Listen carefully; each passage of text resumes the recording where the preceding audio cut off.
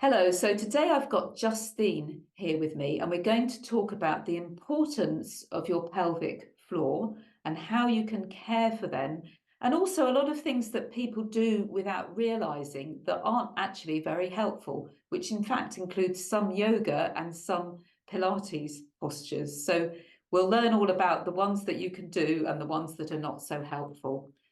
And just to say, pelvic floor is important for everybody at all ages of their lives, not only women. I mean, it's especially women after having given birth, but not only that, and sometimes with men as well.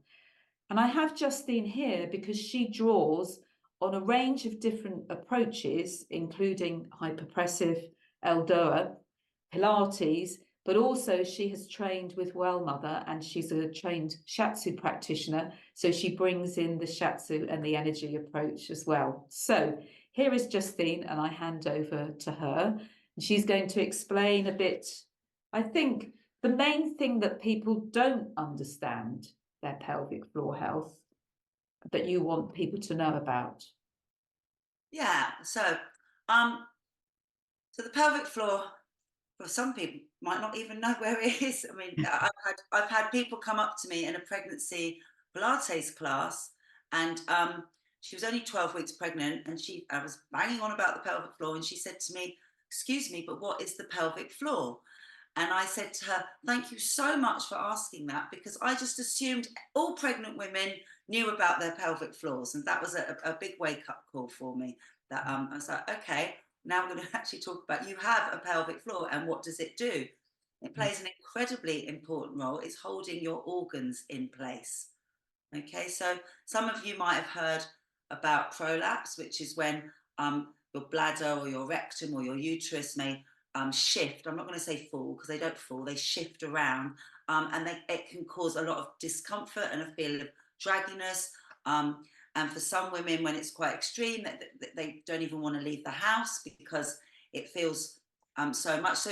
And how do they get into this position? If they knew more about their pelvic floor, if we were taught more about the pelvic floor when we were younger, and whether you have children or not, it's still important. A lot of people just seem to think, oh, well, I haven't had children, I don't have to think about my pelvic floor. And guess what? They have a bit of a shock when maybe they do have stress incontinence or potentially prolapse later on in life. You don't have to have had children in order to have pelvic floor dysfunction. And as Suzanne mentioned, there's a lot of men have to work with the pelvic floor as well, to help them also with nighttime peeing and stuff later on as they get on in life. So pelvic floor also is not, we don't want to isolate it. It's connected to your core 4 muscle group. Okay, well, the whole body is interconnected through fascia, but we're going to focus here on this core 4 muscle group. So what is the core 4 muscle group? It's the pelvic floor, it's the diaphragm. Most of us are familiar with the diaphragm, so it's around this part of the body. And then what connects between the pelvic floor and the diaphragm is the transverse abdominis muscle, which is what most people think of when we say the word core. Yeah, it's that corset muscle that comes around the middle there. And when people say engage your core, you often see people like pulling their bellies in and their shoulders go up. But that's their feeling of, oh, that's my core. They don't really think about their diaphragm or their pelvic floor. And then the 4th muscle, which most people haven't heard of, are the multifidus in the back. And they're tiny little chevron muscles that run down all the way down the spine. And the ones we're interested in when we're talking about pelvic floor are the ones around the lumbar spine, so the bottom ones. And why is that? It's because the transverse abdominis connects into the spine there, the multifidus there, and that in turn connects into the back of the pelvic floor. The pelvic floor is attached to your sit bones and to the anterior side of your tailbone. So again, most people don't think about that. They think, oh, pelvic floor, they think about the front, they think about peeing. And actually, the biggest part of our pelvic floor is in the back. Yeah. And a lot of people with lower back problems, they're told, oh, you've got a weak core. Well, guess what? They've also, and I don't like using the word weak, but they've got their pelvic floor is not functioning as it should, which is giving cause to this weak core. Mm. Yeah, so there's a pelvic floor physio actually called Anna Krause. She talks a lot about it's not weak, it's sticky, it's stuck. Mm. Yeah, and actually that really relates for me into shiatsu and to what we're doing with smoothing the flow of chi in the body. Well, when we're looking at pelvic floor dysfunction, we're trying to get the muscles in the pelvic floor to to, um, to unstick. Yeah, if that makes sense. It's like the fascia gets knotty in different places, and it's not the whole of the pelvic floor; it's just parts of the pelvic floor, which is why people have different experiences. If you look at all muscles have got different parts to them. So the same with the pelvic floor. That's really important to understand that it's actually quite big and spreads out, and which part of the pelvic floor are we trying to connect with. Mm. So I'm an exercise therapist. So and I do shiatsu still, and I've actually just trained to do acupuncture as well, which kind of fits in quite nicely um, with everything. So and how I came about kind of being so interested in the pelvic floor was, well, first of all, I was training with Suzanne um, with Well Mother back in 2004 or something. But yeah, so, and I ended up like teaching midwives and doulas shiatsu for birth, pregnancy, and postnatal. So I moved to Canada in 2013 and I started working with a group called Core Expectations. And their focus was training, exercise training for pregnancy and postnatal. Um, and this is when I first learned about the hyperpressive method.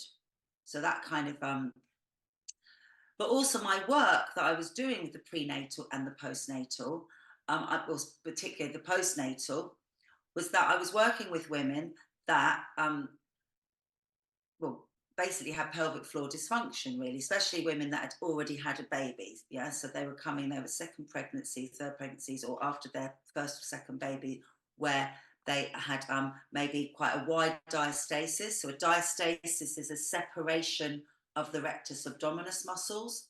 Yeah, that they're actually very superficial. They're like the six-pack muscles that people want. So a separation of that, but also people who had kind of quite heavy prolapses from their first birth. And actually, what I learned was that most women after a vaginal birth are walking around with grade 1 or 2 prolapse. Okay, but that doesn't get diagnosed, it's not talked about.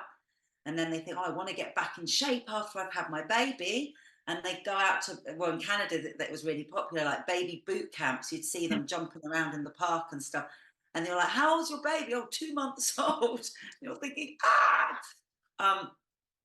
so that they're basically making their prolapse worse because they're not even aware that they've even got one at that stage, basically. Especially after you've just had a baby, everything's moving and changing, and you're kind of a little bit desensitized. Maybe you just think, oh, that's normal that I'm peeing myself. Oh, that's normal that's dragging. That's normal, but it's actually, so you might avoid going to see someone. Just going to stop you a minute because I think that's really important that women, I mean, you said after a vaginal birth, mild, but it's more that in ancient Chinese you talked about doing shiatsu, and in most traditional cultures, women would rest after birth. Exactly, yes. If it's mild, you might want to say more about the mildness of it, but it's not necessarily a problem if you listen to your body and if you rest. Like you say, there are some warning signs like needing to pee, feeling a little bit of dragging. You might want to add a bit more about that. But I just think it's this whole thing about, and I've noticed it over the years as well, working postnatally. Often women think, oh, I've had my baby, everything's straightforward, I can just carry on as normal. And they don't take enough time to just simply rest and listen to their body.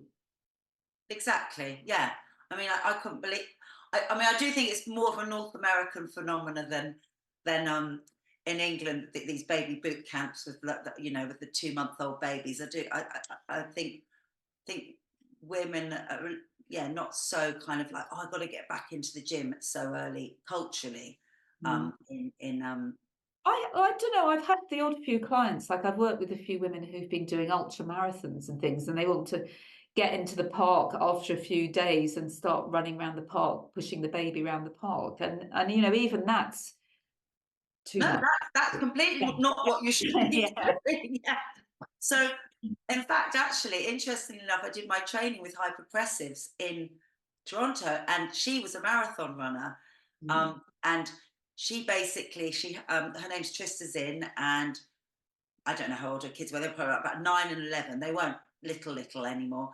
And she got diagnosed with a grade 3/4 uterine prolapse, and I think it was uterine prolapse. Anyway, she was like a fitness professional, thinking I can't have a prolapse. I'm super fit, you know. It actually goes along hand in hand with that. And they said, "Oh, you need surgery." And she thought, "I don't want surgery." Um, and so she started on a journey about, well, what can I do fitness wise to help myself? And that's how she found out about hyperpressives. Yeah. You know, and the key thing about hyperpressives is it's a breathing technique. Yes, there's postures, but it's a breathing technique. And that's where I started to learn about what I call core breath. And that's something you can do straight away after you have a baby, but you're sitting down. You're not jumping around the park. You're giving your pelvic floor some support. And core breath is basically this connection that we've just talked about, the core four muscle group. The diaphragm is like the conductor of the body, and understanding how the diaphragm and the pelvic floor work in conjunction with each other. So when you inhale, the diaphragm moves down, that puts pressure down on the pelvic floor. And when you exhale, the diaphragm moves up, and then the pelvic floor can move up. So we want to get that pelvic floor moving as soon as possible, but not like huge movement, just in a nice, gentle breath movement. Because often people start doing this really exaggerated breathing. It doesn't have to be like that. It's just connecting in with your pelvic floor after you have a baby. And shiatsu is great for helping with that. And starting to kind of breathe into that space between your sit bones, discovering, basically, I talk about discovering your root chakra, connecting with your root chakra. You know, there's a lot when we talk about breath, there's a lot, you know, we wanted to cover this today. A lot of people, we talk about breathing into the belly. Yeah, relaxation breath, or when you're doing shavasana and yoga, breathe into your belly. Well, if you've just had a baby and you've got a slight prolapse, you don't want to be breathing into your belly, because actually you're creating pressure, you're pushing out, and that's not helping the situation. So changing how you breathe is really important. So I don't know, should we do it? Should we do Yeah, a I little think it's practice? really good. Yeah, because anybody can do this now. They can see how simple it is. And so you don't have to wait for a diagnosis. You don't have to wait for anything to be bad. But you know that this is safe to do whatever is going on, isn't it? And you can do it as soon as possible after birth. Because I think, again, some women don't really know what to do immediately after birth. So they don't really do anything. So they're not sensing if anything is the matter with them as well, because in this they can start to be more aware of their own body, can't they? And Which then is so important, because it's so focused on the baby. And let's face it, your 6-week check, they don't check anything. They say, "Oh, have you had a pee? Have you had a poo?" I mean, it's a bit better in France, isn't it? Because they do all women see a pelvic floor physio in France after they have a baby. a lot of midwives do pelvic floor as well, so Oh, it okay. depends where they are, and that would be interesting for me to check. I can't say 100%, but there is a lot more awareness of what do they call it? It's basically retoning your pelvic floor after birth, and they get much more. The midwives aren't just focused on birth, they're focused even on contraception and fertility and things to do after birth, and so they do tend to know more about the pelvic Yeah, floor. I mean, France has got a great reputation. And in Canada, people should always talk about France as well. And I've got to say, in Canada, a lot of women do go and see pelvic floor physios after they had a birth, but they have to pay for it. So it's not a given service, basically. So yeah, so let's just have a little go, just to try and, I'm just going to come back a little bit, and I just want whoever's watching there to just hold their rib cage. So my thumb is around the back of my rib cage there, and maybe just coming down and finding those like floating ribs we've got. We've got 2 floating ribs at the bottom there, connecting in with those floating ribs with your thumbs. And actually having your feet grounded flat on the floor helps, sitting nice and upright, and really kind of finding your sit bones there. Okay, remembering your pelvic floor is attached to your sit bones. So we're going to practice breathing into our thumbs and then all the way down into our tailbone and into that space between the sit bones. And we're going to do that through the nose. We're going to inhale through the nose. And then we're going to exhale out through the mouth. So it's a... Now, look at Suzanne. Suzanne's gone, and I see that a lot. It's this, yeah? But what I want us to do, thinking about the conception and the governing vessel, the way they connect into the mouth and go right down the midline back to the perineum, yeah, before they continue on their journey coming up the front and the back of the body, really focusing on that line coming down. So as you're going round the lips, make the exhale quite strong and connect this line from your perineum all the way up through your midline to your mouth. So it's a sense of, and you should feel your abdominals contract on that exhale. Yeah, whereas if we do a kind of, we don't get that connection into the core. Does that make sense? That's really good that you said that, because it's those little details that are that change everything. I think you used an image once with us. Did you of blowing a balloon? But you have to be a bit careful not to do it too much, but not forcing anything. So, but or trying to whistle or something like that. Almost like a whistle. But don't get too caught up in the whistle, because actually, remember, we're trying to connect with that root chakra. We're trying to feel, as I'm exhaling, can I draw up that energy from my perineum, from up, and feel the abdominals contract? You want to feel strong on your exhale, yeah? There's definitely an element of, we sigh, we go, yeah, we relax on the exhale, the shoulders drop on the exhale, but actually, we don't want our pelvic floor to go on the exhale. The pelvic floor should be lifting on the exhale because the diaphragm is relaxing. So it's a, yeah?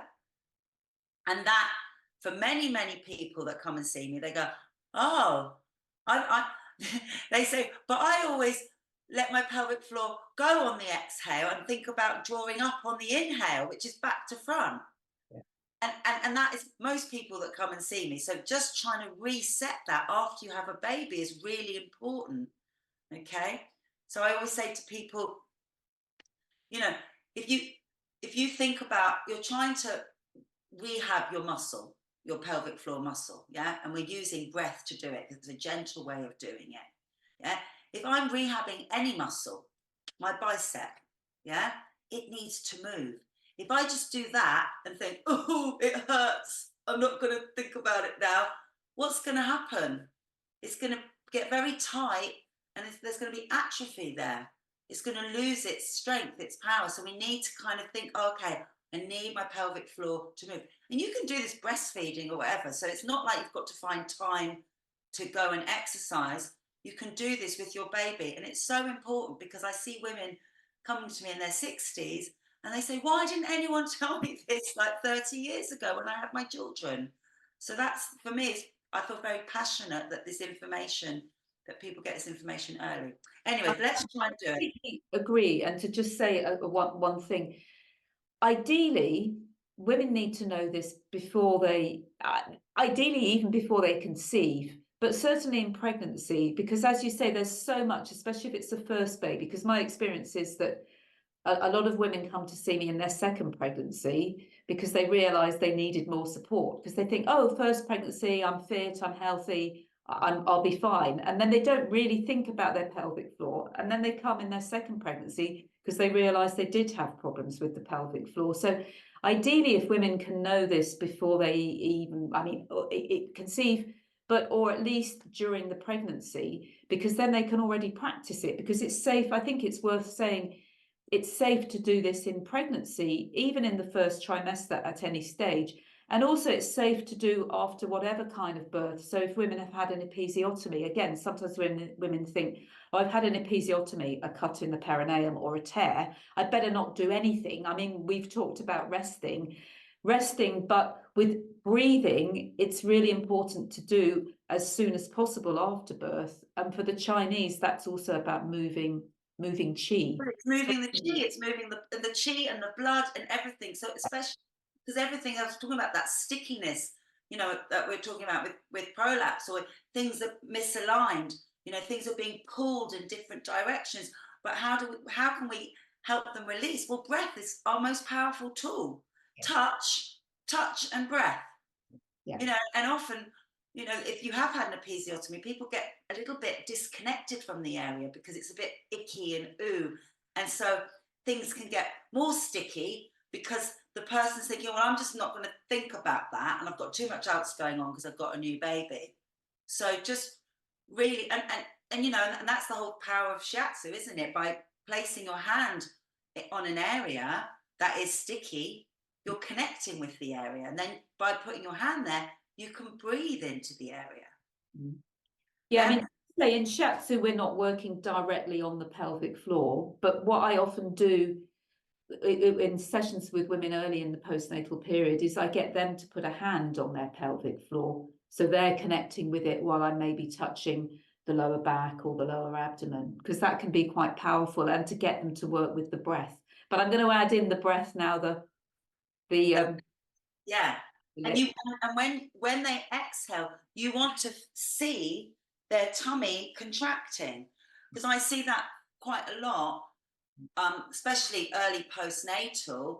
Everything's, you know, disconnected, so to speak, after giving birth, and so just finding that connection where the abdominals, that transverse abdominis is going, contraction on the exhale, without them thinking pull belly button in. They've got to think, lift, you know, I talk about lifting the blueberry or a bit of fruit with your vagina, but just that connection of drawing up the vaginal muscles just gently, very gently, and how that connects into the lower abdominals.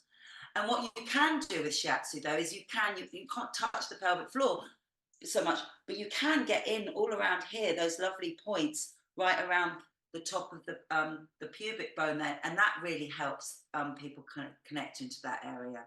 Yeah, I agree. That's what I use quite a lot. Are you saying then that the focus in Pilates on the belly button is not so helpful? No, because any cue in exercise of pull your belly button into your spine, you're not thinking about your pelvic floor. You've just cut yourself off there. Yeah, you're just suddenly thinking about this. You know, Pilates and yoga were both designed by men, and men have different shaped pelvises to women. And I mean, I wish I knew. I wish I knew what I know now back when I had my kids. But so there's lots of language in the teaching of yoga and Pilates that isn't actually very helpful for women, especially when they're over 40, and if they have had, you know, 2 or 3 children, sort of thing. So that belly button to spine is one of them. The other one I briefly mentioned before is about breathing into your belly. Not so helpful. Breathe down into your into that space between the sit bones, perineum.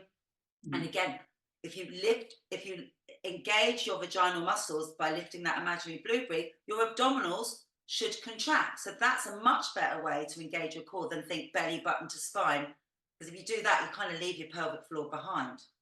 So, and the third thing that I find is not very helpful in the language is this thing of tucking. So, if you know, and I used to teach Pilates like that. I used to say, well, imagine your pelvis is a bowl of water, and imagine and try and keep it level. But actually, women have naturally anteriorly tilted pelvises, and men don't. So that language is not going to be the same for men and women. So now what I teach is, imagine you've got a heavy tailbone, but we don't want to be tucking Yeah, because we tuck, and most people, you give them an instruction and they do it too much. So if we over tuck, the hip flexors get really tight, glutes start to switch on, we get lower back pain, and guess what? The pelvic floor is really unhappy because it's not doing its job. You've suddenly gone, yeah? The pelvic floor wants to be supporting. It doesn't want to be compressed like that. I So agree with you. And Justine's made a lovely 10-minute video with some simple exercises that you can do. And you emphasize that really well at the beginning. So it's nice that we're talking about it now, because you can see that in the video of how the posture isn't what you've just been saying. Because in fact, in pregnancy, I mean, we're talking a lot about pregnancy, but it's for a lot of women, even if they're not pregnant, if they're slightly overweight, tend to have contraction in the hip flexors or contraction in the glutes. And if they're tucking, that tends to emphasize it, like you've just said. So that's a really key point too, that I find a lot of women don't really understand. your posture, I mean, they all fall into each other: posture, breath, you know, and then you've got to get those things correct before you start exercising. We're all trying to run before we can walk, basically, and then we end up injuring ourselves. So, shall we do this little pelvic floor elevator exercise? Just because I started to do it and then I kind of stopped Yeah. talking But about I something think people else. can now understand why this is so vital and is the foundation of everything else. And it's worth getting this in place in order. Exactly. Yeah. And yeah, so let's do it, and then yeah. So I think it's quite helpful to close your eyes, get in touch with your pelvic, your sit bones there, feet flat on the floor, shoulder blades sliding down the back. So you're going to inhale in through your nose, breathe into your thumbs, down into your sit bones. Exhale out through your mouth, round the lips. Remember, it's that chord. Gently lifting the pelvic floor, feeling the abdominals contract. Good. And now we're going to do it again. Inhale. Now this time, exhale, I want you to imagine you're lifting this blueberry, imaginary blueberry, up to about 30%. And you're going to hold it there now and inhale in through the nose. Now exhale out through the mouth and lift that imaginary blueberry up to 60%. Hold it there for an inhale in through the nose. Now exhale strongly out through the mouth. Take that blueberry up as high as it can go. Pelvic floor as high as it can go. Good. And now on the inhale, in through the nose, gently release the pelvic floor down. Picture the steps. So it goes 9, 8, 7, 6, 5, 4, 3, 2, 1, 0. And then open your eyes. So that can be actually quite challenging for some people, because they find that on that final inhale, their pelvic floor just goes, oof. Yeah. So it's finding that control. Now, a lot of people might be familiar with pelvic floor elevator. I certainly learned it in my pregnancy yoga class when I was pregnant with my kids 25 years ago. But we weren't taught it with breath. And that, for me, is the most fundamental thing, that we start to, if you haven't got time to do the pelvic floor elevator, you might be breastfeeding your baby. You can just think, inhale down into the sit bones, exhale, lift my blueberry to about 50%, 30, 50%. Just this gentle, oh, okay, there's my pelvic floor. I can feel it moving. And that in its own, and as Suzanne said, you can do that before you even think about, before you're pregnant, basically, when you're trying to conceive, because it's still a very helpful thing to do, to help also for your organs to soften and realign. Yeah, because often when people are having problems conceiving, their uterus is misaligned. Yeah, so they have their self-care massage, the mind abdominal massage, shiatsu, all these things. But the breath is something you can do for yourself to help just find that ease in that pelvic bowl, in that space, so that to help things realign. Thinking about that, I was also thinking women who have painful periods as well. So even if you're not trying to conceive, it could be because of misalignment, because of lack of breath, because of, we've talked about ki, There's also the girdle vessel, which is an important I love the Girdle Vessel. energy in Chinese medicine, which is actually the top part is the diaphragm and the bottom part is the pelvic floor. So the Chinese knew about all of this as well, and they had a lot of really detailed exercises too. So it just brings everything together to see the girdle, to think of the back. That's what I think is really important. I hope that people will take away that the pelvic floor isn't isolated. It's linked to our back, to our abdomen, to our breath, and you can't just do one of the things. And in this very powerful, the simple exercises are often the hardest in a way. I was going to say a simple exercise, but it's actually not, because if you're not breathing properly and they're using your mouth properly, then it's going to be hard. So you may well need to support with someone like Justine, to have one-to-one tuition a bit to do it, because it's not necessarily how many people breathe naturally, is it, Justine? No, well, often people come to see me with pelvic floor issues, or they want to get back to exercising in a safe way where they're not aggravating their situation. And the first thing we work with is breath. Yeah. And we can spend a couple of sessions working with breath, because the people breathe in all sorts of weird, wonderful ways.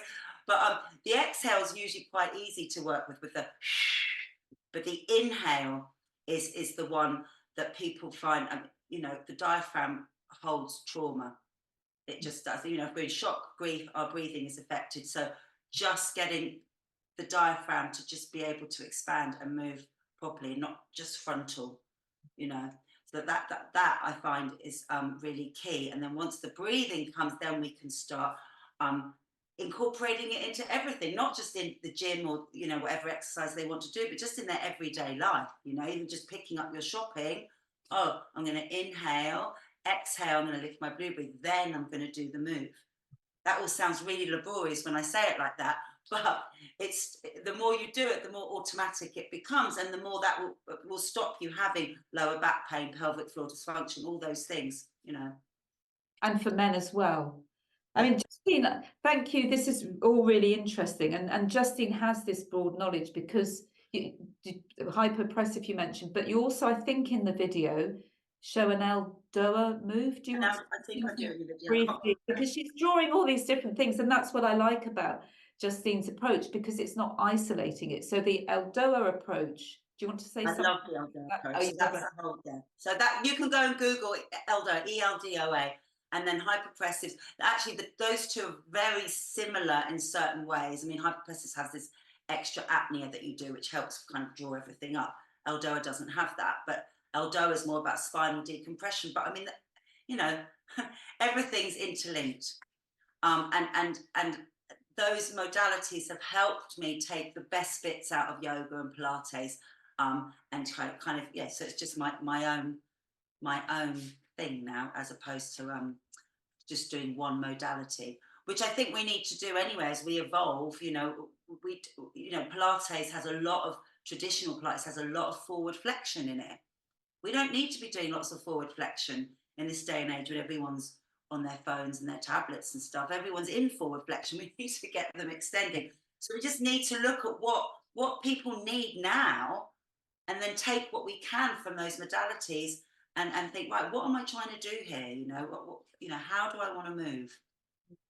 Yeah, well, thank you for sharing all this. It's really great. I mean, Eldoa is focusing more on the back, you said, because that it links in with what you've explained to us, that you can't isolate the pelvic floor. And I hope that's what people have realised. Is there one final thing that you'd like us to go away with, Justine? Because we've got her lovely video of 10 minutes of exercise that anybody can do, men and women. I mean, are there any tips for men? You've talked about the differences in the men. So hyperpressives, when I lived in Toronto, they teach hyperpressives in men's prostate clinics. And I actually do get older men, because men's prostates enlarge as they get older, and I only found this out the other day, their urethra goes actually right through the middle of the prostate. I didn't know that. I knew it was much longer than ours, but anyway, yeah. So basically, learning hyperpressives, it improves posture and improves breath. So therefore, it improves the alignment of those organs that they obviously don't have a uterus, but they've got a prostate, and therefore it can help them with getting up in the night for wheeze. But also I've had one client, he actually just couldn't wee at all because it got caught, and he had to go into A&E, and he had, had a whole story around it. And he's doing his hyperpressives regularly now to help him. He's in his 70s, and he's doing really well with it. So yes, it's very relevant. Men have pelvic floors too, so they have, and urethras and prostates, and I mean, actually, I worked with some clients who'd had prostate operations who then had weak pelvic floor. So it's really going back to what we said at the beginning. Everybody needs to know about it and not wait till they start having problems.